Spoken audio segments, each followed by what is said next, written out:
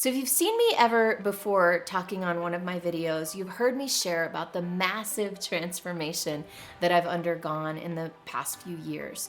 And as I was thinking about this question of how to develop yourself, how to continue your personal growth,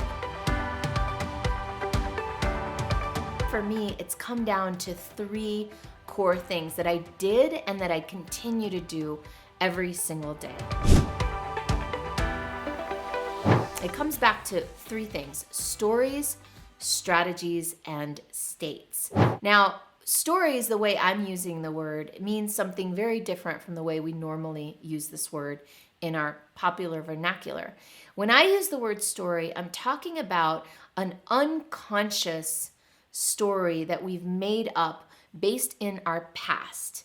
And generally, most of the time, we actually make up stories between the ages of 0 and 7 years old. And it's these stories that we make up at a really young age that end up coming back and showing themselves over and over and over again. So the stories that we make up at a young age are especially powerful because sometimes we grow up with these stories and they become such a deep part of us that we don't even realize that these stories are running our show. Generally, as children, we have two major influences on our lives: our mother and our father. It can be anyone that was very involved in our upbringing as a child. And we make up stories about everything. And so one of the first and most important things that I can invite you and encourage you to do on this journey of self-development is examine your stories and start to become aware of what your stories are. The second part I mentioned was strategies.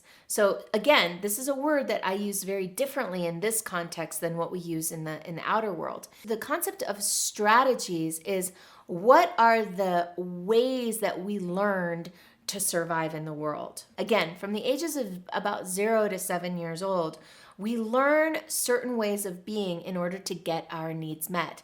But as a young child, it can seem like even small things take on big significance and big meaning. So at a young age, we can take on strategies to get through, to get by, and to survive.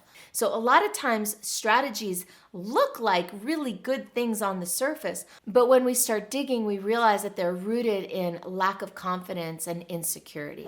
And then the final piece, the third layer, the third element that I think is crucial and critical to personal development is states and awareness of our physiological, mental, and emotional state. And again, this is something where outside looking in, other people can often see our emotional state, our physical state, our mental state better than we can sometimes because we're so in it, we don't have a lot of self-awareness sometimes. Like just starting to check in on a regular basis with how do you feel, and starting to use this distinction that I learned from Donnie Epstein of energy poor, energy neutral, or energy rich. Like when we're in an energy poor state, everything sucks. Nothing feels good. Everything is a struggle. When we're energy neutral, no big deal. Yes, no, maybe, whatever.